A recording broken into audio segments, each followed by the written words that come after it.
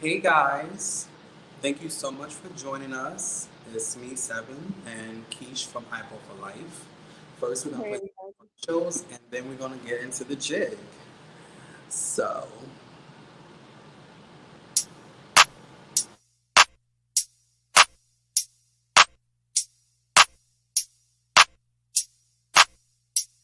Dirty Sprite. I be sipping on this limelight. Don't no clock turn left, get your time right.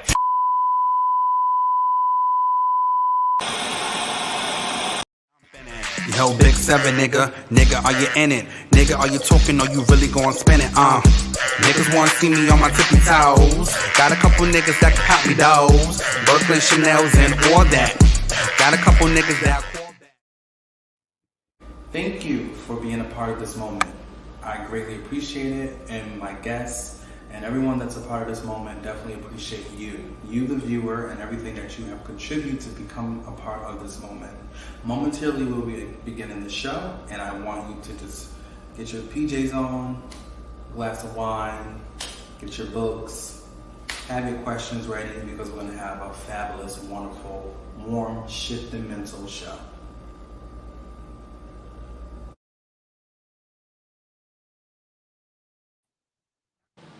Hey. So for one, thank you everyone that is viewing. I see like it's like 6, 7 y'all up in here. If I can have y'all please share the live, tag a friend, because we are starting to shift that mental tonight. Tonight I have my co-host with me, Keish, all the way from LA.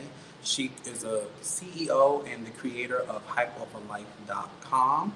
And I had the pleasure of working with her many times, and I'm so happy to share space with you.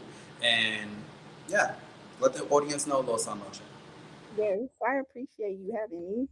So I created Hype Off Life to be a platform for the underdogs of the industry and the culture. So I like to shine a light on people that are doing their thing and don't get the props they deserve. And since we've been in business, we've been awarded as a top 10 hip hop blog and no, a top 10 hip hop magazine and a top 100 hip hop blog. So it's been working and I just love to share my platform with others. That is amazing. Just getting everything ready. That is amazing, and be here with you. And yeah, let's get into it. So I know you got some questions for me, and I'm ready to answer them. I do. So your new book, it's all about shifting the mental. I think your book is amazing. Like it's very well written. So Mhm. my first question would be to you is how would somebody go about shifting their mental state like into something that's more positive and higher vibrational? You know what I'm saying? Correct. No, I definitely do. I truly understand where you're coming from. The first thing we have to do is we have to acknowledge what's the problem. What is causing this confliction? What is causing this person not to feel or be who they are or who they choose or desire to be? And the main thing we have to do is do a lot of shadow work. That means going into your darker self, going into that trauma, going into that hurt, going into those places that you don't really like to visit. But knowing that when you do visit there, when you do have those experiences, when you do deal with it, you're able to prevail into a better identity that you would like to create for yourself. So shifting the mental is all about realizing the form of life. And the formula of life is everything is obtainable. Everything is at your, given. And you are able to shift your life any way you choose to if you really want to shift your life. There's a lot of people that say, hey, I want to change. Hey, I want to do better. Hey, I want to be in a better space. Hey, I want to be like you. Hey, I want to live like you. So on and so Mhm. forth. But you're not willing to go under that dying formation of who you used to be to become who you are. And that is the most pivotal thing that I've learned during my transformation as becoming Seven Taylor. I had to die to old forms of self to become this new person that you see. That's dope. So, what advice do you have for people that want to do their shadow work but don't know where to begin or they're scared of what they might find in the shadow? I would say honestly, if you are afraid, that means you have something that you're not trying to acknowledge. You have something that you are not trying to let go. Um, and when you do let go of that fear of being afraid, when you do let go of that fear of What's somebody gonna think about me? You allow yourself to start the transformation. Transformation start right there when you give yourself the keen, uh, pivotal point to like, hey, I really want to change. I really want to shift my mental. I really want to be in a better space than I was last year. And sometimes people don't really want to go there, but it's important. Mhm. You got to deal with the icky just to get to the good shit in life. You know. Yeah, that's true.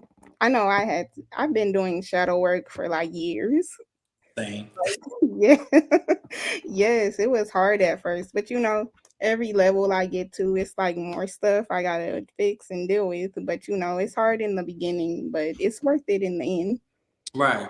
No, it truly is worth it. And I think that a lot of people, like I have a lot of readers that come to me and they ask me, like, how did you do it? How did you shift yourself? How did you, create a reality that you love, that you coexist in, that you have a foundation in? And I always say to myself and to them is that I didn't like what I seen before, so I changed it. I didn't care what someone thought about my journey because it's my journey. I own the temporary homelessness. I own the toxic relationships that I was in the past. I own the toxic friends I had. I own being in spaces and places where people did not congratulate nor amend who I am, my present state. Not my past self. That's not me no more. This is me. you Yeah. own that. I own every last bit of that. And that was the most pivotal part of my life. That Mhm.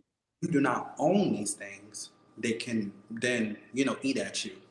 And now you're always constantly trying to live and breathe and be of liking of someone else's version of you. I like myself. I love Yeah. I find peace in myself. When I wake up in the morning and I look in the mirror, I say my affirmations. I talk to myself. I live with myself. And even on my most hardest days or my most challenging days, because I don't have problems, I have challenges, and I conquer challenges every day. I realize that I am at the most pivotal point in my life where if I want it, I can get it. You know, Mhm. um, Yeah. if I want it, I can get it. Watch me Mhm. work. What do you think stops people from having that mentality, like, and believing in themselves, like just knowing that if they want it, they can go get it? Like, what do you think stands in people's way of thinking like that? I think it start with your home. It start with your environment. It start with your parents. Mhm. It starts with the grandma and the grandpa. It starts with the ancestry, DNA. It starts with those things. Those things are already implemented in us. Those are the things that are not active until they're activated. And I feel like there's so many people that don't get a chance to really relish in life the way they want to because they hold on to what mommy said or what daddy said about them and what their career. Mhm. You need to get something else. I don't know about that. Yeah. How many times I heard that, but those things are the very things that's paying my bills. Those things are the very things that are allowing me to live the way that I'm living right about now. Those things are the very things that have been a part of my foundation of making me become financially free in life. You know, Mhm. like at the end of the day, I don't care what you say. I don't care what you think not gonna sell because if I'm in it and I'm doing it, oh baby, it's gonna sell. It's gonna pop. You know, Let them know. and I Mhm. no one to tell me what I can't do. I like proving people wrong, and I Yeah, me too. life. Yeah. you know, Yeah, in your book, you talk about like killing or destroying the old versions of yourself. I found that really interesting. What did that time period in your life look like? um, I would say it was a trial period. It was a. Do you want it? And if you want it, what you are gonna sacrifice to get it? And if you sacrifice, what are you gonna take from that moment of sacrificing? What is the input you're gonna hear from people that don't know the journey. They just know exactly what they see right about now. They don't know what you've been through. They don't know you being in the hotel for a week and not knowing where you're gonna go from there. They don't know you dealing with negative commentary from your parents and things and stuff like that. They don't know the ins and outs of the industry and how people purposely took you away from opportunity that could advance your life. You know, they don't know those things, but I had to stand by that. You know, I had to stand by my journey, and I had to stand by my transparency, and I had to let myself know that if I don't do it, who else gonna do it? You know, No. that's for them. If you do it, and if you don't really reinvent your life the way that you should, in the way that I know you could, because I believe in you just like you believe in me, then all you're doing is proving them people right. Let Mhm. haters hate. Yes, I agree with you too. Because even in my journey, I had to believe in myself because, I've been through a lot too. I was homeless for a period of time. I had all my stuff taken away like multiple times. I hit rock bottom like 2 or 3 times. And Right. during that time, people like to count you out, but you got to like have that vision and see what you see. And I validate you in that in this moment because I didn't even know those things. You know, we've always spoke off camera, but I didn't even know those pivotal moments of your life. And to see you being a CEO and having your own brand and being an entrepreneur and a mom and succeeding at all of them simultaneously, I'm proud of you because they don't look like us like that no more. You know, this look isn't a prevalent look anymore. This look isn't what's out here, you know. Um, and I realized that a lot of people don't understand what it takes to really go through that look in order to become who you want to be in life. Yes, that part. You know, Hmm. like oh, I have so many comments and things coming in from YouTube and stuff like that. But most importantly, I wanted people to know when I wrote the principles of permission, shift, and the mental. I laid my life out there. I said my truth. I stood by my truth. This is only a fraction of my life. This is not even all of it. You know, maybe VH1 or somebody give me a biopic or something soon. But They will. it, uh, this was pivotal moments that shifted my mind, that made me feel like, hey, I really want to change. Hey, I really want to do something that is going to captivate my life. And Mhm. the formula that I learned with changing my mindset is that everything is obtainable, and everything that I have inside of me is obtainable. And if I want it, I can get it. And nothing holds me back. Not my gender, not my sexuality, not my race. Nothing. I can get what they got next door. Mhm. Hey, I'm not living in limitation no more. I'm not living in prejudgment spaces anymore. I'm not living in none of those things because it don't exist to me. I'm gonna get it. It That's don't exist to me either. right. That's my I be in my own world. Like I don't know what they're talking about. I don't see it. Like I just see my own vision. right. Doing your own thing, and I love that. I love that about you, because that's a pivotal thing. Hold on, just trying to fix this. But that's a pivotal thing. I feel like that's amazing to be able to. Oh, people questions are coming up. Oh, I see them. Okay, so because soon I will be bringing my guest on panelists on. Um, Before we dive deep into more of the questions, the principles of permission at 70 plus, I learned lessons from your revelations. I read a passage to my 13-year-old grandniece, and she took and read the whole book on her own. The best book I read all year. Thank you so much. I appreciate that. I appreciate that so much, Suzanne. Thank you so much, and I'm happy you're 70 plus years old, and you learned something from me, and I'm 26. You've lived in all respectfully spaces with that. You lived, you conquered, you've been here, and I'm just like I feel like I'm just getting started with life and everything I'm doing, and to hear that your 13-year-old niece took my book and read the whole book on her own. Thank you. That touches my heart. That everyone is connecting to my work in different ways, and I always just want to inspire people as much as I can with what I do. Mhm. But do you have another question before I bring on the piano? Yes. So, The action. what does success look like to you, though? Say it again, love. What does success look like to you in your mind? You want to know something? I think it's always being redefined in my mind because success look like selling 200 plus books, um, but thinking I was only going to sell five. You know that, but Mhm. it redefined itself once I hit 200 plus books being sold all over the world. Um, So I think when it comes to success, I redefined it. And I think that's my strategy on how I could conquer things. It's like, all right, what is the success out of this? You know, what can I do that could bring me some type of success from that? Let me venture into spirituality. I'm a spiritual person. I'm a medium. So let me go, me and my partner, we have a spiritual shop called Spiritually Sci-Fi. We have a podcast as well. We've been expanding that brand as well. So success is people hitting us up talking about how they love the episodes, how they love the merch and things that we sell through our store.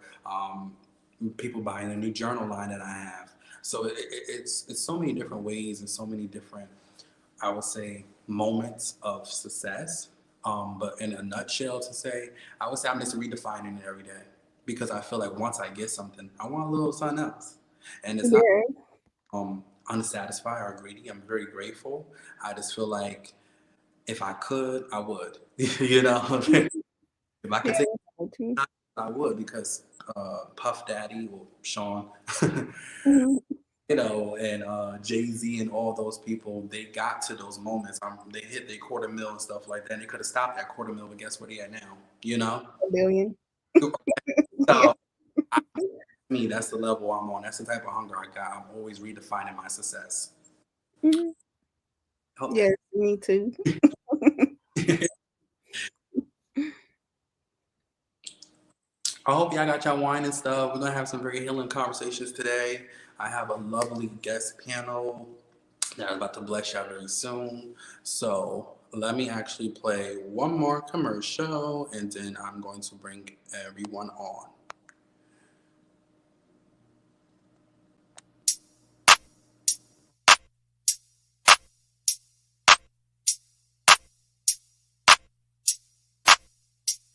Dirty Sprite. I be sipping on this limelight. Don't no clock turn left, get your time right.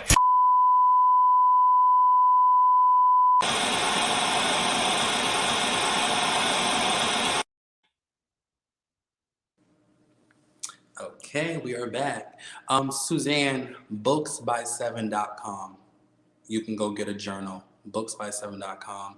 Well, actually, I'll have to hit you up because I actually just sold out of the journals again.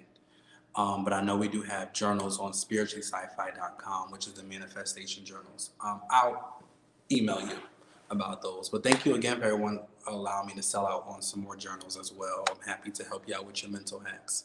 So, Keish, Mhm. um, oh, thanks, I see you. Perfect. I am about to bring our piano on. Okay.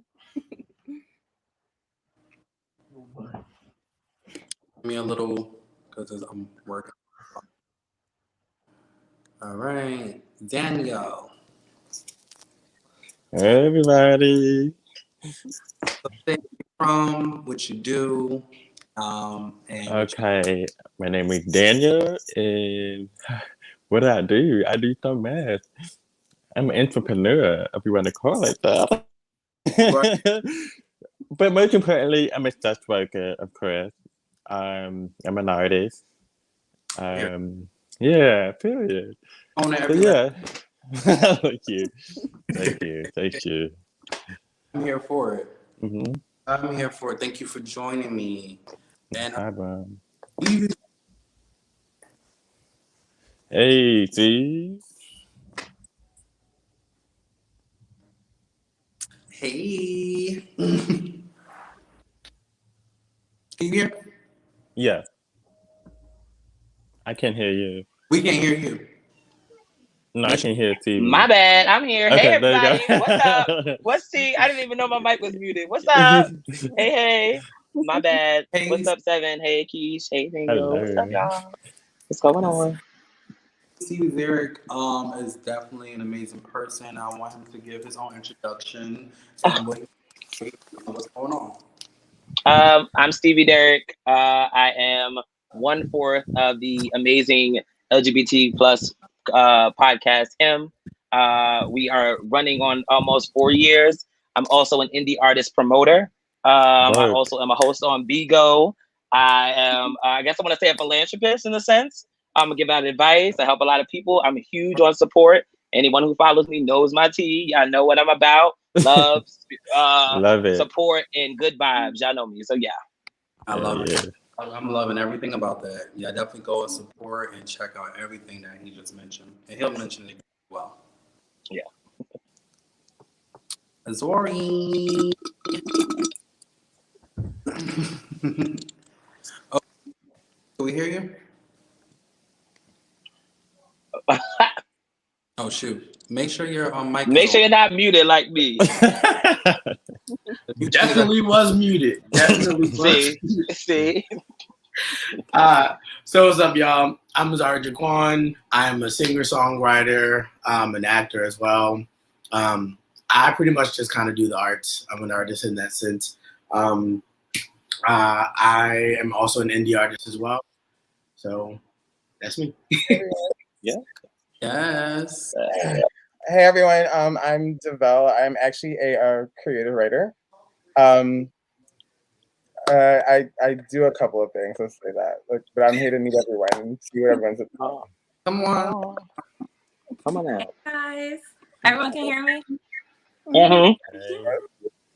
Hi, so I'm Crown Thoughts, also known as Latina. I am a podcast host most days, but Come in my on. daytime, I'm also a licensed clinical worker. Come on. So I am a therapist. I work with children in foster care. I'm also a mom. Please excuse my children because they will walk behind me. I'm a plant mama. I'm spiritual. I'm a life giver. Good. My wine. Oh, what's up, Sad Boy? I mentioned that, Sad Boy. What's good? What's good, Sad? Hello. Hey. I'm Tajmir Graves. I'm a singer, rapper, actor.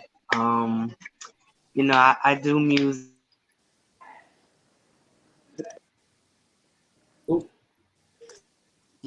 What's going on? I was saying earlier, this storm got the Wi-Fi going crazy, y'all. Yeah, the storm is had to crazy reset outside. that box twice. Are you about to say that? Come on, I live twice. in the valley, so there's nothing out here but trees and hills. Oh my God. So Taj, definitely say everything again because you went out of.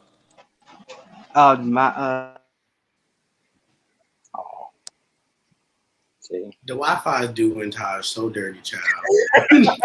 I'm gonna say it's the devil. It's the devil working his magic. We ain't got time. Here you go. I'm back on. It's Yes, my connector. I'm so sorry, y'all. I Look, tried. That's all all right. good. Well, Okay. Taj Okay. is a songwriter. He's an artist. He's moving. He's shaking. He's baking, and he's here to give the girls what they want. I definitely always appreciate his support, and I love his music as well. Because the live try to do you, but I'm gonna do her. Okay. Boom. Emphasizing on that. And that's how you do it. Okay. So thank y'all so much for joining me. I am so happy that, even with tornado or things, I see somebody said tornado in the comment section. Whatever's going on, still made it. And the Poconos, yeah, that's Nico. Oh, okay. Yeah, this is a lot. Wow. I don't even know anything about this. But I just want to say thank y'all so much for joining me, and we're gonna have some safe, respective conversations. And Keish, did you want to start off the questions for the panel? Or did you want me to start off the questions? I have a question for the panel. So, when you're being creative, you have to be creative in your zone. Yeah, no. How do you like take care of your mental when you're just in your zone and creating, and then you have to bypass? Ooh, it's a daily. It's a everyday thing that you have to really before you Right. start your day. You have to get a what you call it, a mental clarity. It's like you good, you're right. Let's start your day because Right. when people don't know when you like creating the creative thing, it can be very exhausting sometimes. Oh Right. yeah. And sometimes, yeah, like sometimes you have to step away from your whatever that you're creating, step away, take a break, think about what you need to do, and then go back to it and finish what you started. Right. Yeah. Yeah, I agree. If I I may, definitely agree with that too. wait, you want to go ahead? Okay, so whoever goes, everyone else is mute. So you know they can have their solo time. Who- I'll say I think for me one of the things that I have to do the most is like just take a step back. I think so, and Seven knows this very well. Over the pandemic, I've moved twice. I've dealt with losing family members because of COVID, and I've still been working on an EP, also simultaneously trying to work on an album. I've also been writing features, and the amount of mental that it takes to sit down and pump out a verse and then turn around, come up with a concept over here, then turn around somewhere else and do something else. You have to just take a step back sometimes. Like I went to DC this weekend with no aim, no studio time, no photo shoot. It was just get your ass up, go somewhere else, and do something else. But then I came back Monday, and I'm like, oh bitch, yeah, hold on, wait. I said, yo, watch the bitch in DC. That's cap, huh? You come back and you step back into yourself, but you have to take that break. And sometimes your break is not just a weekend. Right. Sometimes it's a week. Sometimes it's a year. Right. You have to give yourself the space to do that stepping back. So yeah, that's my process. I know for me, it's also not only taking a break, but also realizing just having to like have that filter and that boundary of those background noises. Me coming in as a female, as a podcast host, I used to have a male artist, and I realized just how difficult it is as a woman coming into the game. People will take advantage of you. People will fact check you on anything that you say. And then I'm also coming in as a degreed woman, and so I've realized that not only taking a break and prioritizing, also knowing how to protect your space. Because people are energy suckers. They're vampires. They say they're here for you. They say they support you. And then the minute you're having a bad day or the minute that your creativity has fallen off, they're gone and they've jumped to the next hottest thing. And that was difficult for me. That was very difficult for me. I can relate to that. Like seriously, I think people come into a situation trying to help you out or better you, and like they just take, and they don't know how much they impact on you. They like unload, right? And then they just your energy is just depleted, and you're like, where the fuck do I begin? Amen. Amen. Come on. Amen. Amen. Well, I think that it's very important to pay attention to the signs as well, because there are people that are around you that you already see the signs that they're going to do something like take your energy and use it for them and not support you and everything that you have going on. When that comes into play, I'm double night. I give people the benefit of the doubt. Like I'd be like, oh no, I'm okay. The benefit of the doubt sometimes will get you in your own mental and get your own shit fucked up. I can only help somebody as much as they allow me to. But if it's starting to mess up my shit, that's a problem for me. Because at the end of the day, who is going to support me? Me. You know what I mean? I have to keep going. I have things that I want to do. We're only on this planet one time. I know there's some things out there that said you come back and reincarnate all that stuff. You're only here one time.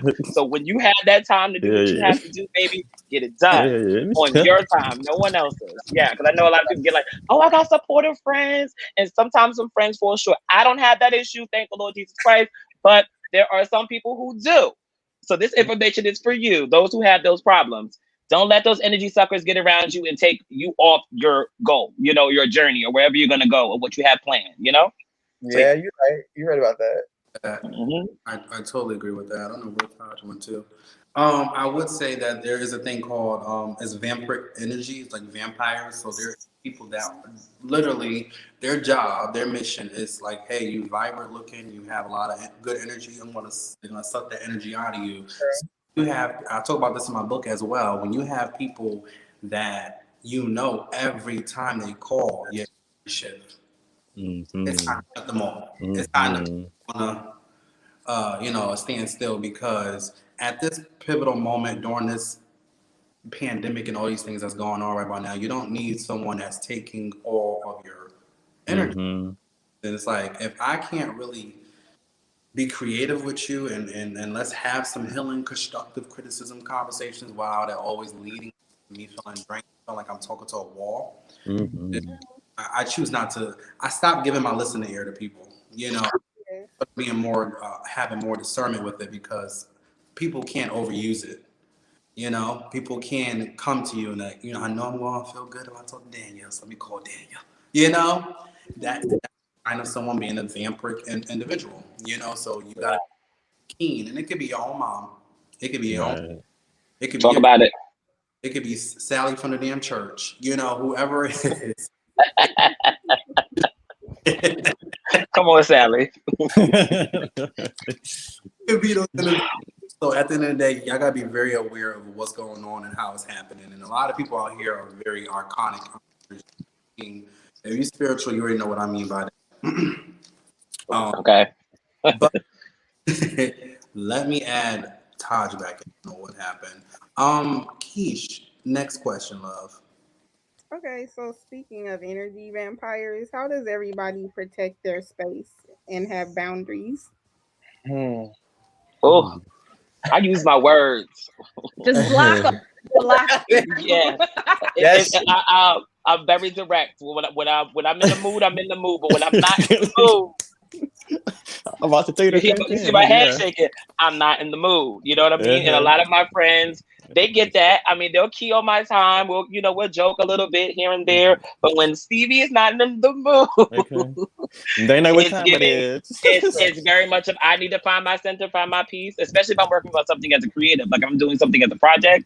I really don't have time for anything that's going to distract me. You know what I mean? Some of us have like a straight focus and things that we want to accomplish. So if there is like different sounds or different voices in my head that aren't the voices that I need to finish this project, I'm going to tell you to go on about your day and see me another day. You know what I mean? It's all about words. We're adults. You will understand. You know what I mean? So yeah. And that's one thing I would say. When you and I've been friends with Daniel, DeVell, I knew everyone for numerous years and things like that. We are all grown, okay? We all have life happening with it. We have jobs, we have careers, we have things that we're creating. So we're not gonna office, okay? Who burning the Good child. Y'all better go check y'all chicken in the oven, child. It's coming down. Look, so much for me getting a plate. So much for me getting a plate. Okay. I'm very. Oh, child. Hold on, wait a minute. So we are at a place of maturity. So we don't have to. I have friends that have careers. I have friends that have business. I have friends that be in and out of the country and stuff like that. And when we link up, it's always a good, gracious time. We don't gotta talk every day. Right. To have a relationship. If I love you, I love you. That's my type of love. Right. Other people's may change, but my love don't change for you. So we can we can go ahead to the rendezvous if you want to and do what we got to do. I mean, I feel like I'm definitely saying, I think a lot of the time protecting, my space and protecting my energy just boils down to like, for me personally, I'm not gonna say I check out, but I feel like my friends and people around me kind of know, like, when I get focused, there is nothing else. So if you text me and you don't get an answer, it's because I got shit I'm trying to do. If you call me and I don't answer, it's because I got shit I'm trying to do. If we're speaking on the phone and I'm like, yeah, love, well, I gotta go. I'll talk to you later. I'm not rushing you off the phone because I don't want to talk, but I don't want to talk. Yeah. It's like, I think sometimes we forget that. Personally, for me, I think everybody that has met me in person knows that like I'm super talkative. I love to have fun. I like to crack the jokes. I'm the kind of like funny guy sometimes. But I personally feel like you have to take a moment to kind of pull out of that, and that's where I fall into my issue with social media. Like as artists, we need it, and that's how we kind of communicate with most people. But if y'all notice, I have checked out of social media, and it's because it's been peaceful for me. I don't have to, hyper subscribe to everything that everyone is doing. And that has been such a crucial part of me shifting my mental cough, because you have to be careful of what you're ingesting. You're sitting out here watching, like, for example, and I'm going to use Daniel as an example because I know Daniel. We met a couple years back. Seven had invited us out to just sit down and talk. And I was like, damn, this looks fun as hell. So I follow him on Instagram. It's the truth. I follow him on Instagram. And then I'm watching everything that Daniel is doing. And you kind of get to a point where you're like, wow, so let me just get up and just check Daniel's Instagram today. And it's like, for what reason, though? Like, what reason? If you're cool with this person, even if you think they're attractive or whatever, it's so easy to get caught up in what someone else is doing that you forget about your shit.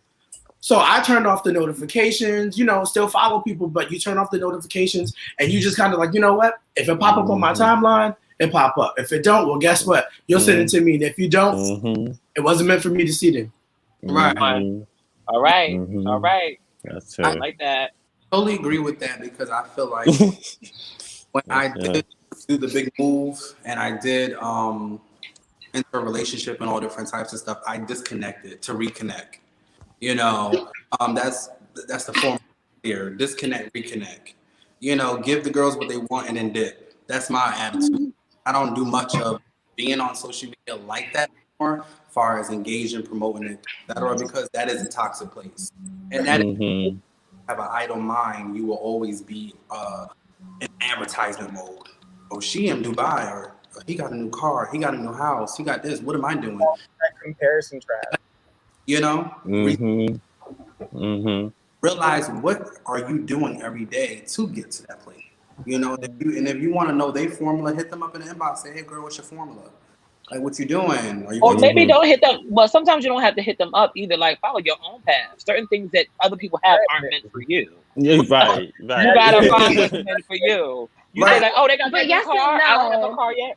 No, it's yes and no. But I mean, if you see somebody with a new car and you ain't got it yet, baby, it's not your time. Right. It's not your time yet. However, I do think that social media is good in the sense that if you see someone who may be elevated in a way and you want to know, hey girl, or how are you able to achieve that? But you don't see it behind the closed door, how they get up there, because you think, oh, this person's elevating, and you're so jealous of the person, what it is. It's so consuming mentally because, oh my God, but you don't know how he got there.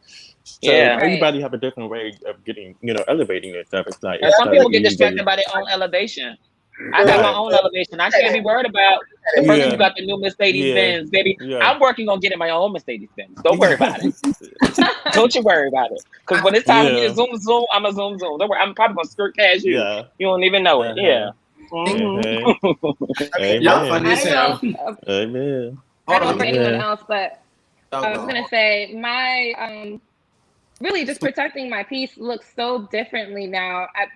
A year ago, I used to think that blocking someone, cutting them off or just not responding was my way of protecting myself. And then I just thank God for therapy. Yes, therapists, we do go for therapy as well. But I realized now in therapy that really I was quieting myself and not speaking up. And so now protecting my peace is different. I'm going to let you know the first time how you got me fucked up. It is it is speaking up for myself the first time around and letting people know how they've hurt me or letting people know how I felt misunderstood or left out. And that has a lot to do with just my upbringing. Not to bring it back to the book, but there were so many different pieces in the writings that really just coincide to where I am in life right now. And yes. And I was gonna say my shifting has definitely been on just how I move, and unlearning a lot of the things that I was doing at that time to protect myself no longer really serves me in that way. I don't need to hide from people. I need to let them know up front. This is how you hurt me. This is how you misused me. You know, this is how you hurt my brand or slandered my name when I'm working my ass off every day. So, Crown. speaking up. So What Crown. you said, because I feel like part of by protecting your peace, your space, you Wait, have to speak Yo, up. hold on. Hey, hold on. Can I have order in the court? Because y'all all Seven been trying to get Crown to say something for the longest. I didn't even hear him. Sorry, Seven. We're gonna need a part two. We're gonna need a part two. Okay. DeVille had something to say. I seen Zari got something. I'm gonna say, your book triggered the fuck out of me. I'm so serious. Like but all in a good way, because like I'm like, shit, is he in my head? Like, is this my life? Like, what's going on? Like, it was so many different things I could relate to, because I moved back to New Jersey like 2 years ago, like on August 27th, right? Like, I'm in a big transition. I moved from Atlanta, Georgia. And like, big transition in my life. Like, I've lost friends. I'm like, am I going through like a dark night of the soul? Like, what's going on? Like, am I doing the shadow work without realizing I'm doing the shadow work? Like, what the fuck? Like, the universe has been literally just throwing shit at me, and you hit every single last thing, like every bullet. I'm like, what the fuck? Like, and I just, what was the most? Hold on. All right. And now, but okay. I was like, wait, what's going on? Of the book, what did I say that was emotional? Oh, okay, yeah, I got some. Like, you had let me go back to my little bullet here. Okay. come on, bullet. Yeah, when you said ash to ash, to dust to dust, and like you had to reinvent yourself a couple of times, I was like, okay, been there, did that. You also like you made like through therapy, I've like learned that I like compartmentalize my life, and I put certain things in certain like categories in my life, and without realizing I do this. Like you guys may not know, but I have like immense social anxiety. Like talking to people in person. It's not a bad thing. Like, talking to people, like, it gives me, because I have to be extroverted, and I'm like, I'm really not extroverted. Like, I really just want to be the fuck at home. I don't want to be here. But I'm learning a lot of things about myself, and just hearing you talk about what you learned about yourself, how you had to go back layer by layer and just really peel back who I am at the foundation, at the base, Right. and you go from there. I was like, well, damn. Well, because I'm going through all that right now. So I'm like, okay. Yeah. So. What I would say the most is that when I do hear people relating to the book and having those transparent moments, I remember performing in New York at the World Pride and getting on the train to come back home. And I remember my mom telling me to get out. Oh my. Money in my account at the time to get myself through a few days of the hotel, and don't know where I was going after that.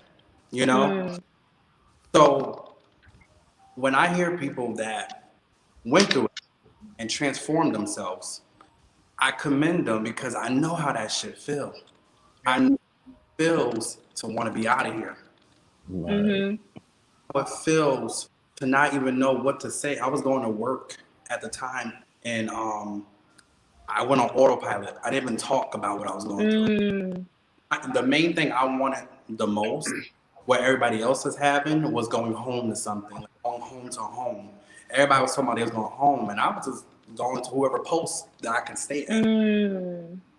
And I think when I think about that moment of me being on a train, and I'm like, all right, what you about to do? What you about to do now? What are you going to do? What are you going to do? Because I kept asking myself this question, and I guess I had to prove to myself, this is what I'm about to do. I'm about to work. I'm about to do what I got to do. I'm about to get a place. I'm about to make something happen. So I validate you in this moment, because I know transformation could be an ugly thing, but I also, after transformation, it could be the most beautiful experience. Mhm. I know that sometimes we we fall short at ourselves, and we feel like we're not doing enough, or moving enough. And I want to validate you in this. Your soul, your spirit has been looking for confidence for very. Am I doing right? What am I doing? How can I? And of course, I definitely just share that with you. I kind of got choked up a little bit because I went back there. That's how quick triggers happen. I went back there on the train that quick. You can read this as a reflection, like always know where where you've been and look at where you're at. Be grateful. I'm very grateful. Like when I had stability in Atlanta, like and I was like homeless, asking friends for like, hey, I got kicked out of my roommates. Like I kicked out of a house with roommates, right? I'm looking for a new place. Do you know any place? Asking someone, can I stay on your couch? Like those moments, like are tough. And people don't realize, when you're on autopilot, you're like just there doing it because you're in survival mode. You're like, look, I gotta figure this shit the fuck out, and I don't know how, but I gotta figure it out, and you really, see people for who they are, at the root of it all. Especially when you're a creative too, they can take and help out. They can ask you for your advice, for your creativity and whatnot, and utilize it for their own needs, right? But the moment you need them, you're gone. It goes, like what's going on, But you're just the way you you inspired me just reading that, you reflecting and talking about how you are today. And I was like, that's beautiful. And I just like the way you painted that picture for me.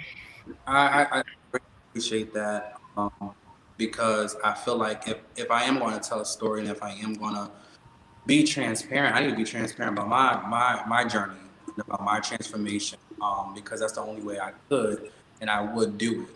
I can't just say, "Hey, I'm in a loft now. Look at me."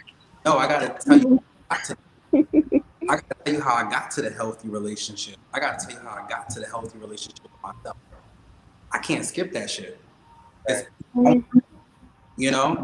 begging for money, asking for money, whatever I had to do at those pivotal times, I did it and I own it and I wrote it. Hey, hello. Yeah. Amen. I'm here for it. I'm all here for it. Crown thoughts. I know you had something to say as well. As you were talking, I was just immediately thinking, I like to leave sticky notes around like my house and in my office, and one of my notes says something like, the mind doesn't know that the trauma has ended. And so we talk a lot about going through the trauma and getting over to the other side. My question to you is, once you've shifted your mental, what do you do to stay there? Because there are days where, that stuff does come back. For me, I was a previous foster care youth. My mom, she used a lot of drugs as we were growing up. And so I was exposed to way more than I needed to see before the age of really 6. Right. From drugs, jail, sexual abuse, just anything that you can imagine. And I thought, now that I'm an adult and I'm in my career, I'm good. But what I realized is that as life began to level out is when the old things used to come back. And I realized that I really had not processed all of my trauma. I had just been living autopilot for years. Literally. Because I got to a point where my life was in such a structured environment, I thought I was safe. But I never really got to the root of what I was feeling. And so now every day it's a constant battle of reminding myself, you're safe now. Like you don't have to keep looking back. And so my question is really, how do you keep looking forward? And when those days of looking back do happen, what do you do to really stay grounded and just not allow those thoughts to overtake you? Oh, well, that's beautiful. The way you put it. Thank you. I feel that when I was living on autopilot, the main thing that I truly wasn't recognizing was my emotional body and how that was being affected and how that filter needs to be clean and it needs to be tended to a lot. And I realized that during I realized, okay, it's like the movies. But I realized that if I didn't deal with the trauma and I didn't become one with it, when it does come back, it will just be even more of a knockdown. Now, when it comes back and stuff like that, I'm like, okay, hey girl, you know, how you doing? You know, because we friends now. I'm not afraid of you. I don't fear you. Wow. You know, that's the most pivotal thing with that. You're a part of me, and I a little bit. People don't realize that nothing's perfect. No, it's perfect. Yeah. But we got to emphasize on that. But when you realize that you are in more of control and you have more of a healing relationship with your past self, because you have had multiple identities you lived in up to the point, you realize that I'm in control and that shit is not changing who I am. You know, so if you do come back, hey, you want a glass? Wine? Okay. You know, you like that. You don't affect me no more. I own you. That's it. You know? Hold on, let me just bring Daniel back on. Hold on. But y'all can continue conversation. Keish. Question though, like, how do you deal? And this is for anyone. Like, how do y'all deal with meeting a person and them, you know, I guess more or less painting you as the person you once were instead of like the person you are standing today? Because you change and evolve every day. You know, that person yesterday is no longer here. You know, but people want to hold you. No. You finished. I'm about to think, but like, how do y'all deal with that? Like, because like people literally will look at me and I'm like, I've overcome so much shit. Like, I didn't just wake up one day and like, oh my god, like here I am. Like, bitch, I had to, you know, put in some work. You know, and what you may think is not work, it's work. You know, and people don't understand that. Not 2 sevens. Okay. What's going on? Technology is crazy. I don't know. I'll say this. I think to answer that question, what happened, Sev? You can't hear me? No, we can hear you fine. Oh, okay, right, there you go. Yeah. So, yeah, yo, y'all gotta chill. What I was trying to say was, I think for me, so for example, I once was told the story about my great grandmother, probably a couple months before she passed, and I think she knew she was passing. I went to a boarding school called Milton Hershey School. Oh my goodness, who is calling me, bro? It's like, how many times do I have to tell people stop calling me? Y'all give me 1 second. All right. So what I was saying was, so my great grandmother, I was maybe in the 10th grade, and this is like a little bit after I came out about being like bisexual or whatever. And I was, mind you, I'm like 13, 14. So, you know, she called me one day. She was like, Peanut. I'm like, yes, Nana. She was like, Peanut, let me tell you a story. So I sat down and she goes, I remember when you was little and it came time to take pictures and they put you in them clothes and you all looking nice and stuff, nice and fresh, you look nice. And you sit there and every pose you did was a feminine pose. And I'm sitting on the phone like, damn, man, you just gonna read me like this? Like, okay, cool. Let's give it. So, but she was like, but I always knew that like, regardless of what, you were gonna be you. And I think for me, especially like after she passed, I just kind of realized that like the reason why I am and how I am is because of who I am. And you have to choose kind of the version of yourself that you're living in at that moment and be present in that. And then when you change, because you will change, you have to stand 10 toes down in that. Yeah, come on, Black Cat. Yeah, y'all. I'm sorry, y'all. I got 2 black kittens, Azula and Akira, and they just won't leave me alone. This is baby Azula. She won't go away. a lot of it. Hey, black babies. Thank you. But so yeah, so you know, you kind of get to a point where like currently now, if someone was to ask me like, hey, you know, how do you feel about so and so feeling? But I don't give a fuck because I know who I am. I don't care. You have to realize that like the version of you that you're standing in right now did so much work to get to where you are. Nobody can take that from you. You know, if I was to sit here and just say to Seven, you a whack rapper, your book is trash, whatever the case may be, Seven not gonna believe that because Seven already know what the truth is. You can't tell somebody that knows something about themselves something else. My grandfather, listen, I'm giving y'all church, okay? My grandfather, God bless his dead, but and this was like maybe because this is my second grandfather. My biological grandfather passed before I could really remember him. But my grandmother got remarried, and my grandfather used to stand in our dining room. Brownstones in Brooklyn, best I do it, gang, gang. He would make us stand in the mirror and talk shit to ourselves. And sometimes he'd make us cry, but he was like, but now when you go outside, you can't say nobody can tell you anything you don't know about yourself. If your nose is big, tell yourself in the morning, you know what, my nose is big. I know. If I got nappy hair, guess what? This 4C is going to be on my head. I can't do nothing about it. Come on. So by the time you get to a place, you know, where somebody try to tell you something, that's why when people try to be like, oh, you short. I've been short my whole life. And I know how to climb trees, so what now? Like, it's given, and you can take that whatever way you want to take it. But I'm saying, you know, you can't tell me nothing new about me that I don't already know, because I got to lay with me at night. You don't. Come on.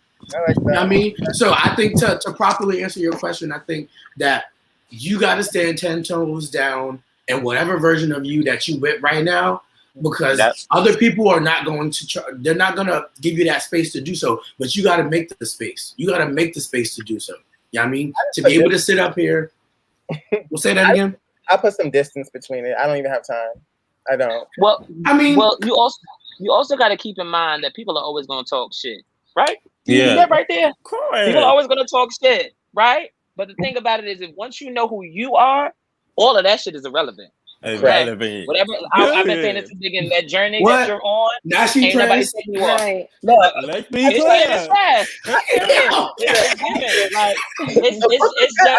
It's just the title that you give yourself, not the title that everyone else gives you. Because people can say whatever they want to say about you, but when you know who you are, baby, ain't nothing gonna stop that. Because at the end of the day, you're gonna wake up like, you know what? I'm that bitch. I'm that bitch. I am that bitch. I'm walking out this door and I am that bitch. You ain't, and then somebody will come into your face like, you're not that bitch, but I am. And you want to know why? Because I told myself I am. I woke up. Okay, y'all Like said it best. I woke up like this. Right. Okay? That's a conversation you should definitely have with yourself. Once you find out who you are, what you want to be, all that other shit that people are telling you. It was just a general. In it. I know who I am. You know, it's just that people in set it. me for who I am. It's like, bitch, I don't care. I'm Oh, sorry. they're really irrelevant. If they can't take you for it, that means that's a bunch of can't take. That's why people are okay. They just can't take. You see this? That's a bunch of can't take. Can't take. Baby, that's all that is. Can't take. That's it. And they're probably living in a lot of misery as well. Their life is probably not going the way it's supposed to for them. So instead of them fixing their shit, they're gonna come and projecting. Come on.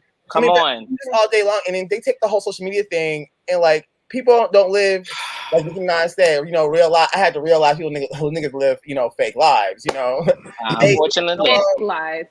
Unfortunately. People on the internet, we're all evolving. This is not the final version of yourself. You know what I'm saying? We're growing every single motherfucking day. Absolutely. I think people just don't know how to really be who they authentically are, and I want to authentically who they are. Not hallelujah. Yes, sir. Come on. Let's be clear. You know who you are. They really break you down and be like, no, this is not who you are. No, because I haven't discovered myself. My first question would be, who are you talking to? Who are you talking to? Okay. That is my question. Who are you talking to? Like, who are you talking to? Okay. And my name isn't even me. So if you don't address me as Stevie or Steven, if you don't call me any of those names, you're not talking to me. Right. You're not taking me off my journey, baby. I got too many things to accomplish. I ain't got time. Go ahead, Daniel. So Daniel, I get it. So your question, and then I wanted to also read a portion of it. Come on. Yes. Come on, excerpts. We love an excerpt. Okay, love an excerpt. I drink all my wine. Oh, refill. Go ahead, Daniel. Water. Speaking about the survivor mode, whoever spoke about it, I think it was living in survivor mode. How do you? Because we have been so accustomed living in survivor mode. Every decision we make is in survivor mode. Every move, every plan, everything is just in a survivor mode. How do you get out of it and make a actual choice that's not based on survivor mode mentally? How do you like get out of it? Somebody else want to go first? Yeah, go ahead. Thoughts said it the best when she said, the brain doesn't really know that trauma is over. So like you don't really realize that you've reached your safe haven. And you're there. You're in a safe place. A safe space. This is a sacred place. You don't. But the brain has not computed that yet. Because it was so for the past 10 years, 5 years. Work. I'm on go. Mm-hmm. So when you really reach that, that plateau, like, oh my God, I can breathe. You forget to breathe. You reading my Come on, life. Nikki. You reading my life. Yeah. Okay, that's a good answer. But I definitely want to read a little. So I'm gonna have everyone mute themselves, and then we're gonna further conversation after that. Okay. All right. So a lot of people always bring it up. Chapter 7. Hey y'all. 7. They always bring it up. Chapter 7. Good things come to those who hustle. And I'm gonna read a little bit of it, and then we can debunk from there. The most important thing to know that everything is everything. We have to deeply conceive the idea of energy, how energy moves us, charges up in all aspects of life, how you can be depressed and broke one day, then happy and rich another. There's nothing holding you back but you. There's no one more suited for this life you're living but you. You have everything you'll need. All the tools are inside of you. Stop looking outside yourself. Stop dreaming on the inside and start dreaming on the outside. What are you waiting for? I remember at the age of 9 years old, being a big fan of Harry Potter series, writing one day that I'll become an author, and I did just that. I didn't think much when it came to dreams. I just did it. I just made it fucking happen. I think we think too deeply about moves, and sometimes we just have to throw ourselves out there because you'll never know until you do. What's the most you can lose by investing in you? Think about it. What do you lose? What do you gain? I'm sorry, I'm not done yet. I see everything as a gaining opportunity. I see everything for what it is. That's the beauty of living in this world. I've changed my own identity so many times, not because I wasn't sure of myself or I wasn't the person you think I am, because every level you desire is a new you. What we take in is the need and want for change. I desired a life where I'm my own boss, and guess what? Became my reality. I've sold tons of books, music, and now I co-own a spiritual shop. My successes range from earlier years to now, and I'm still hungry for more. I'm still desiring to create and mold my life. This is a love letter to my younger self. I did it, and you can too. How? Shifting your hustle. There's countless people waking up early to get the same worms as the night owls. Time is an illusion that we play with. There's no right time for anything in life. Just do it and see what happens. Take chances on yourself and learn to invest. Learn your patterns of energy. Study your work patterns at night and during the day. Compare them, contrast them, find balance. I walked away from my first book deal. Why? Because she wanted to change my content. I knew my work would sell. I knew it didn't deserve to be teenage material. There was too many books out there with that content. Shit, I read most of those type of books as a teen. I didn't want to be put in that box. I was born to stand out, and so was my work. I later learned how to publish my own books, and the rest is history. After 3 book signings and countless readers, I will safely say I made it. Have to learn to hustle and hustle for everything you've desired. The life of the rich and famous came from investing in their dreams, pushing even when you feel there's nothing there. There's nothing you lack, nothing to be self-conscious about. You made it to this chapter for a reason. It's time we work and shift our mentals. That was good. That was amazing. Well, you ate that. That was amazing. Period. That was amazing. That's a chapter that people really can resonate with because I think every person I think that's where they're at. They're at this fork in the road and they're like, where do I begin? Like, how do I how do I do this? You know? Right. And it's like, because like when I read that, I was like, oh my God, like, is he in my head? Is he playing God? What's happening? You know? like, because I go back and forth with myself. You know, there's this good guy, like the light and the shadow. It's like, damn, like Always fighting. in the day, like, damn, is the light going to win? Am I going to choose violence today? What's going to happen? No. But like, really have this like real like tug of war with yourself. Like, you'd be like, oh my God, should I really like just focus on myself? But I have fear of FOMA, and I might miss out on something. You know, I care about what my friends do, but am I like, if I be myself, will I like, you know, what will happen? You know, but reality is choosing you is the best thing you can do for yourself. Right. Change something more by choosing you, waking up by saying, if I try at this, what if everything can possibly work out? You know, what's the worst thing that could happen? You know? Living proof. Invest in yourself. Yes. Come on. You go through your trials and tribulations to learn lessons, you know, and the lesson's supposed to take you to the new elevation in your life. Right. But everyone doesn't learn the lesson, so they get recycled and they have to keep doing the situation over and over again and say, learn the lesson, you know? So you taking account for everything that you've done and peeling back everything and hitting the foundation, elevating, and everyone seeing your glow up. So when they get there, they're like, yo, what the fuck? Like, how did he do it? But really, you think it's magic, and it's not. It's just awareness. I mean, it's a little bit magic. A little bit. Tad smidget.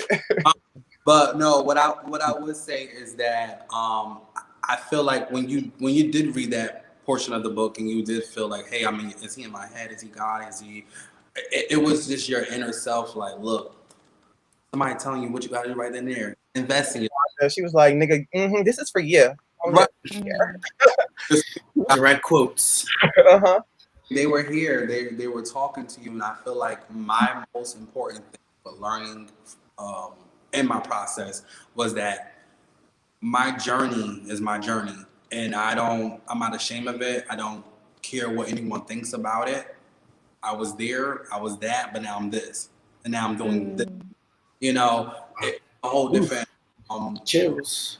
It's a whole different reality that you create for yourself, because you can create your own reality. You can't shift. You can't be exactly what you choose to be. See, in Black culture, especially towards the dominant brown and Black individuals, we've been told about this American dream, and we realize that. Where that? Somebody said, where that?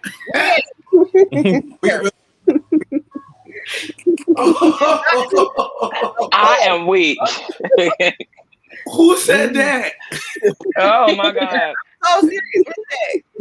Where that? Well, we realize that this. All of that step up. I'm sorry. I don't know. It ain't here. We realize has been something that was never for us. Right. Because every time we get the 700 credit score and we go to school and we get all the whatever you need for that type of requirements, you get it, and now they just the finish line. Change the rules. Yeah. Right. Go further. What we had to realize as Black and brown individuals is that shit ain't for us. Create your own dream, create your own reality, and stop on someone else's system that was meant for you. Right. That they stole from us. For you to try to talk about it. Right. Now, I mean, listen. That's something that we have to relearn as being pioneers from our, because our ancestors fell into that trap, and they believed in that American dream, and they believed that because Susie and Ryan and all them girls was next door to her, that she had some equality. But equality only just delayed what you really was needed. You know what you really should have had out of life. Equality ain't shit, you know, because it's not real. It's not a real thing. Like, you still dealing with racism. You still dealing with people that, even if you next door to them, okay, you next door. You know, they still don't see. So why are y'all constantly putting yourself in systems and places that do not even recognize you? Start putting yourself that really, truly speak to you and who you are and what the culture you create for yourself. You know? Yeah.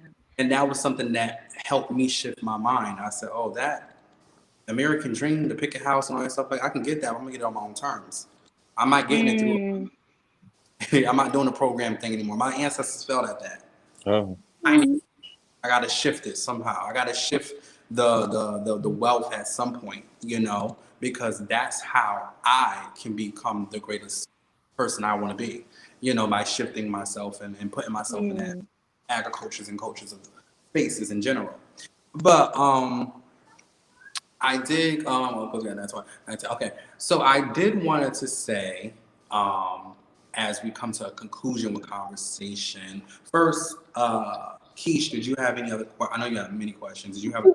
I'm gonna ask the panel question before we start, you know, getting together and things like that. Okay, yeah, I have one last question.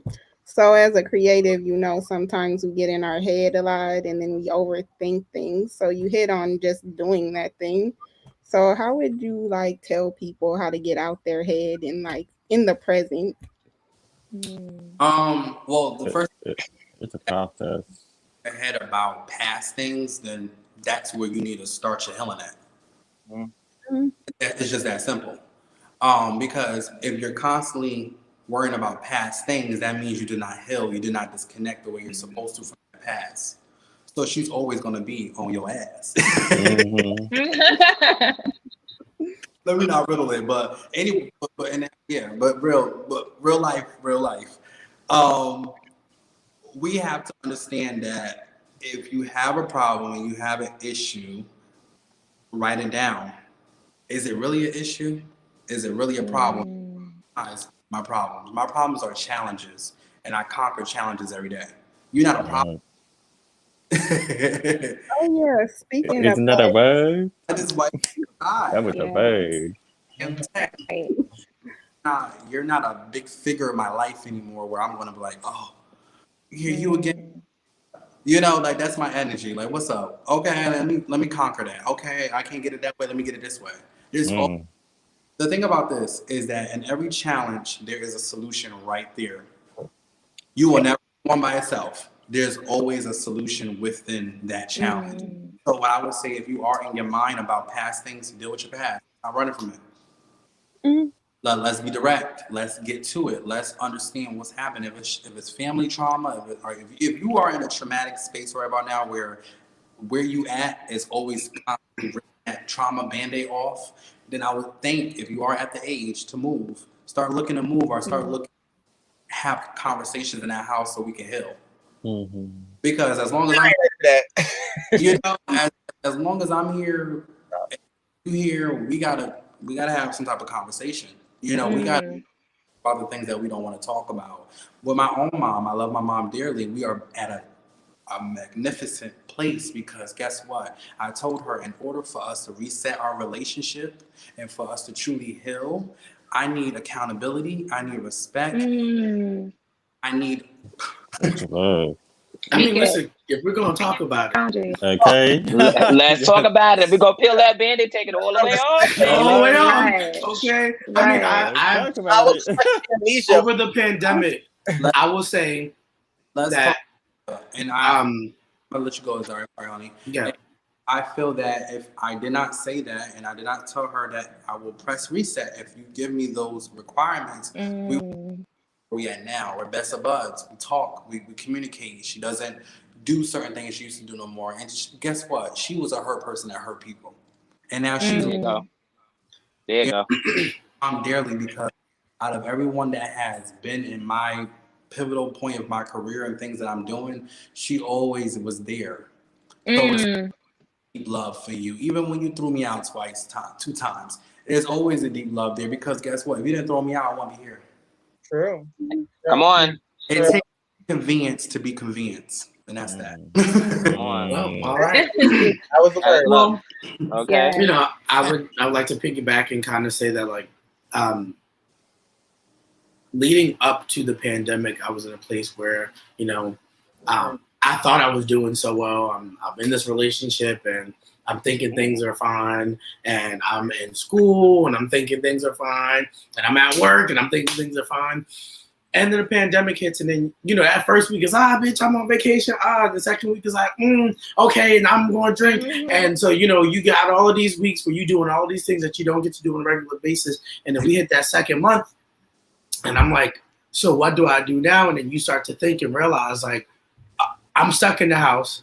You know, I don't get to see anybody. I can't talk to anyone. And now you start contemplating relationships. And for me, I think the reality that kind of hit for me was like, I'm not close with my parents. You know, a lot of my story is that I have been an independent person for such a long time that, like, I don't know how to ask for help. I don't know how to be like, you know, can someone show me how to do X, Y, and Z? And so a lot of the time people are like, oh, Azari's fine, Azari's cool. And it's like, no, Azari had negative $300 in that bank account and was doing, you know, day jobs while being in school full times. And yeah, like times had gotten rough. And, you know, I'm sure anybody that has me on social media has probably seen some of my art campaigns through like GoFundMe or whatever the case may be. And, you know, the support still isn't as hefty, but things have kind of shifted though. Like, you know, I sat down, like Seven said, and I said to both of my parents who, you know, and it's real tea, at one point or another have done very foul things to each other. And it's like, shit, I really can't even bring my mouth to mention, but it's like, you know, I had to sit them down separately and be like, if we're going to have a relationship that works with me as an adult, respect has to be given, boundaries need to be, you know, made. And then you guys also have to just take accountability for what you did. Even though you were young and you did the best with what you had. And like Seven said, hurt people. So I know that you're human. I mean, I'm at the age that you are, well, you were when you were doing what you were doing. And I get it, you know, like, and not for nothing. Like, I just have to say this, like, to me, I think Daniel's probably one of the stronger people that I know. Anybody that I know is a sex worker, I know that shit is a drain, bro. Like, I know the courage it takes to get up and to make the content, to be so open with a part of your life that's supposed to be considered so sacred. Like, I have to applaud you on that, because there are days where even as a singer, I'm like, I don't know if I feel like giving myself to people like today. I don't know if I feel like giving myself to people today. So to have to do that on a regular basis, you know, moving past trauma, moving past the shit that, you know, I've talked about personally on the side, like, I know that is a lot. So, like, you know, even the conversations that you told me that you know, had with your parents and shit, like, I know that, like, as Black people, sometimes we don't see that those really be the things that be fucking us up. Like, sometimes not having that conversation with your parents about you being an adult is the thing that's holding you back, because you feel like you can't speak up to your parent. You're a fucking adult. Press the issue. Pay my own bills. You know? For me, I've been an adult for like since I was 10. My parents went through a traumatic situation, like a divorce. So I've been an adult. I've been speaking my mind for a very long time. Parents have this selective amnesia shit. Like, I don't remember that. Bitch, are you serious? What are you? I remember. Like, no. Like, I'm like, what story are you living in? Like, that's not how that happened. So That's routine. I feel like some parents, like, because they had us young and they grew up with us, you know? Like, oh, hey, you know, like, no, I'm sorry, I've been that kid. My mother calls me a mother. I'm like, yeah, because I hold you accountable for all your actions. Like, as you should. You gotta do that sometimes. Right? You should. I think that when I'm asking for some fucking support and I'm crying out, right, and you want to be foul and negative, like, be a fucking parent. Get the hell up. You know, some parents don't know how to do that because they've never been shown love. That's something about the Black community that I really want us to understand. Like, we don't know how to show our children love, like really talk to our kids. You know, like, but that's generational. But that's also generational. If you even go back, to slavery, there was never chance for us to talk. It was get back to work, you know, or your daughter is going here, your son is going here, maybe your husband's being sold here, right? And so we have these generations of families that say you pray it out or you keep it moving. And so for me as a therapist, I also was raised Baptist. My grandfather is a reverend, and so for me to even be like, no, we need to talk about this, it's so taboo. Like, we need to talk about it. You talk about what? God. No, you talk, and I'm a big believer of God, but yes, we need to speak as adults. But I need a therapist. Right. Hear what I'm saying. So yeah, I and the conclusion of what I was saying is, like, at the end of the day, I just felt like, you know, if I had to kind of take the tidbits of what I've gone through in the last 2 years and the pause that the pandemic gave me. I'm not grateful for a lot of the shit that came my way, but I have to be grateful for the amount of time I've had to look at things. I was almost engaged last year, and I'm kind of glad that it didn't work out, because the person that I was almost engaged to is already in a new relationship, and that was a couple months afterwards. So it's given that was already on the agenda. That was already on the agenda, baby. And the thing is, I'm not stupid though. But again, I needed that clarity. I needed that space. I needed that time. I needed the emptiness of like, oh yeah, we're gonna talk. 7, we're gonna talk, bitch. I know I've been busy, but we're gonna talk when we get a chance. Yeah. So just know, there's a lot of shit that's working in the background, and I think without even knowing it, you start doing the shadow work. I started doing the shadow work because I got tired of being tired. And I know we joke and we laugh a lot as Black people about the shit that we go through, but when Medea said, "You ain't tired until you absolutely decide that you tired," I had my moment was last year. Okay. I'm not doing it. I'm not putting myself in predicaments where I have to compromise. I am the compromise, baby. That's it. Or the kid said it best. You're not the first. I am the compromise, baby. That's it. I am the compromise. I am the compromise. That's where I'm leaving it. I'm not saying shit else after this. Just know I am the compromise. Right. I love everything that you said, and I do validate you in this moment. And I want to say, anything that did not work out was not a workout for you. What you right about now is exactly where you need to be. And when you do step into that romance area and stuff like that, you'll be with someone that actually unites you. They're more than away from their actual partner. There's actual communication and love there. Who compliments you. Yeah, I mean, I'm not rushing. I feel like you said, 7, like I'm at the point now where I feel like, again, that situation was what it was because it wasn't for me. So that's why I'm taking my time. Y'all ain't see me pop out with no new nobody, because I need to figure out what I need to do for me so that when it's time for me to be with someone else. And you want to know something? Build yourself up with love, yeah. When you have people that, because I'm the same. Well, I'm blessed to be in a healthy relationship now, and I'm blessed to be with someone as my partner. That I can confide in, that I can cry to, and vice versa. Someone that actually uplifts me, put me in different spaces and cultures to get a bag, put me in different spaces and cultures to feel confident, and so on and so forth. When you are with someone that's for you, honey, child, everything will do exactly what's supposed to. That's what I call divine love. Come on. I even have times where I get emotional thinking about what I'm in now, because I'm like, damn, I'm with someone that really with me. Really fuck with you. Yeah. It's a celibacy. Like you said it in the book. Like you did the work. Right. Right.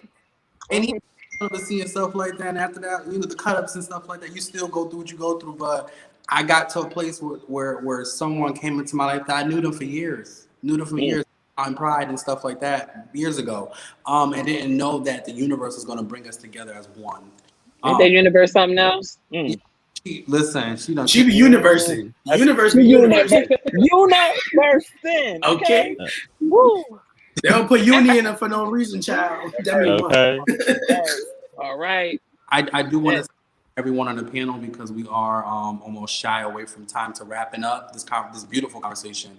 I want to say this, I validate everyone in this moment. Whatever you're going through, whatever you feel, whatever you want to become, whatever you try not to be for, I validate you in this moment, because I understand how it feels to go from the caterpillar to the butterfly. And then when you become the butterfly, you're trying to learn how to fly like a butterfly, because you still got the caterpillar mindset. I understand you. I'm right here with you. And I want y'all to know that I personally selected all of y'all because I watched your journeys, even when you didn't think I was watching. Come on. Okay. Come on. Because I invited y'all here because I feel like y'all got something to say. Oh, yeah. You're here. And that was the most important thing to me, to share space with y'all. You know, so like being a part of this panel and being here with me, I'm humbly appreciative of it. For y'all to go and support my books and read and share me and all. Love that. Thank you. Oh, Thank thank you you. for having us. We're all sentimental and stuff. I done drank too much wine, child. Don't get I it. only had one glass and I'm feeling it like, oh my God, what is going on? Hi, everyone. I drank this whole thing of wine, child. Yes. I did want to just take one more question from Keish. Y'all are all welcome to joining me on the after show. I could forward the link to y'all and y'all can join just like this. Absolutely. Yeah, send it over. Right, you want to join? Come on, let's have some after dark conversation. Oh, Oh, wait a minute. Let me pull up my glass. Right. Wait a minute. Hold on, wait. What kind of content you talking about? Right. What Like, which one? What kind? You gotta come into the after show and find out. Look. What happened? Love yourself. And you love. Keish, did you have another question? Because we're about to wrap up this live.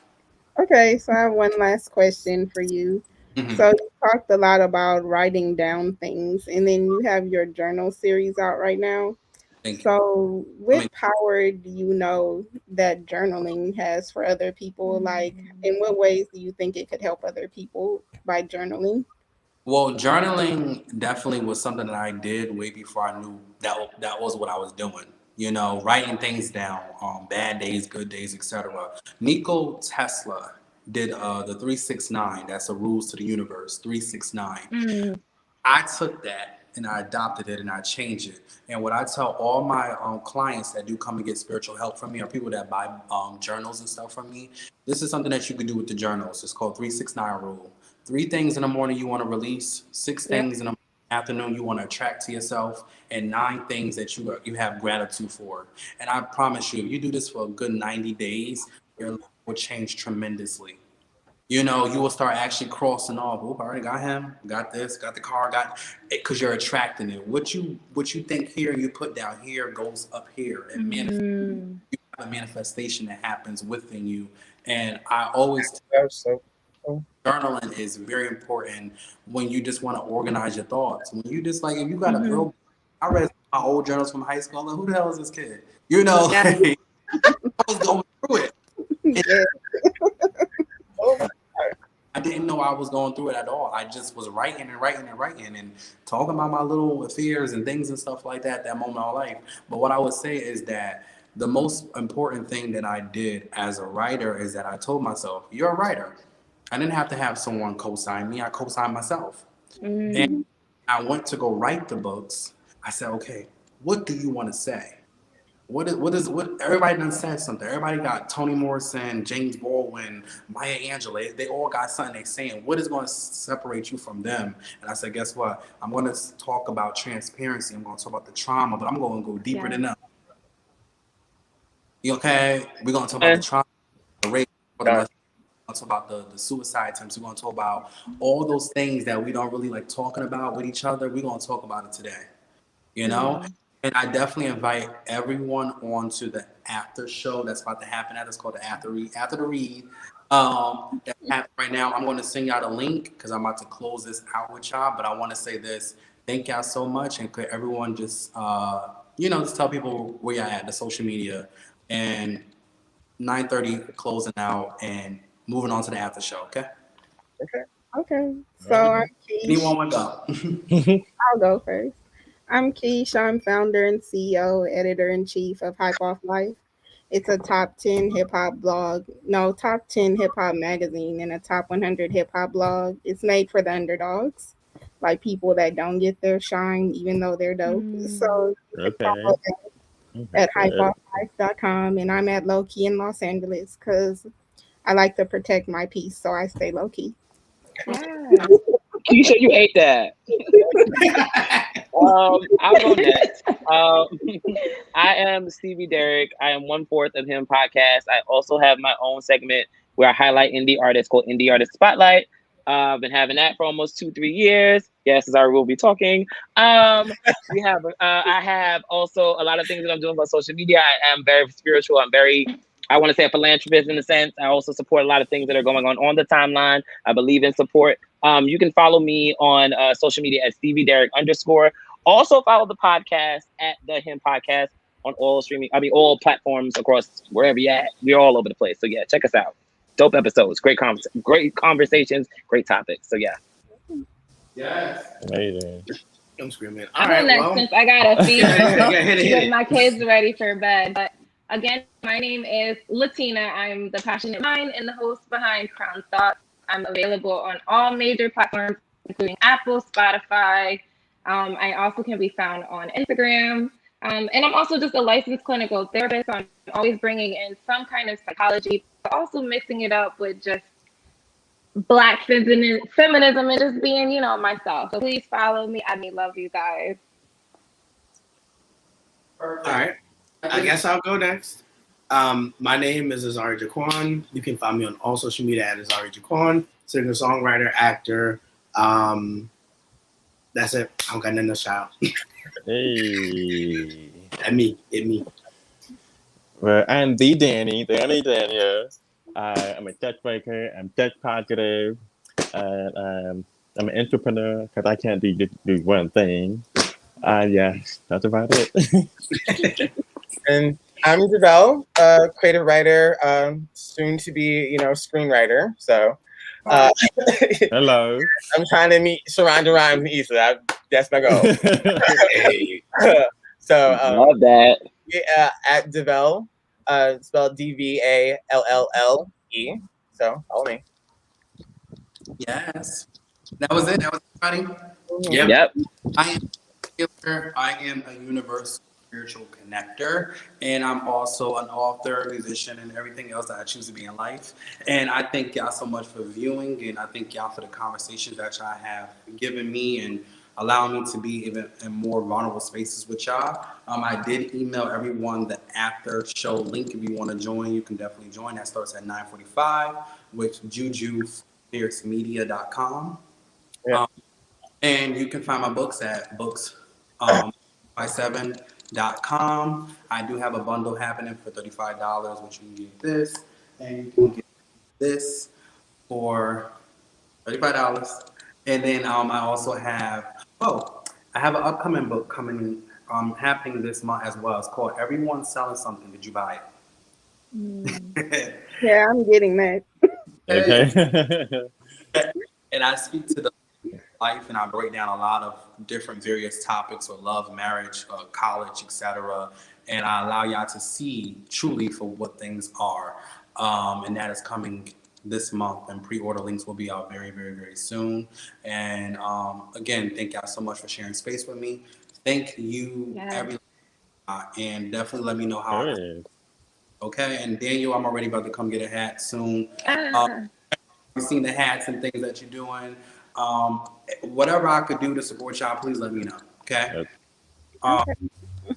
Out, and we just gonna say it at 1, 2, 3. Bye. Bye. Bye.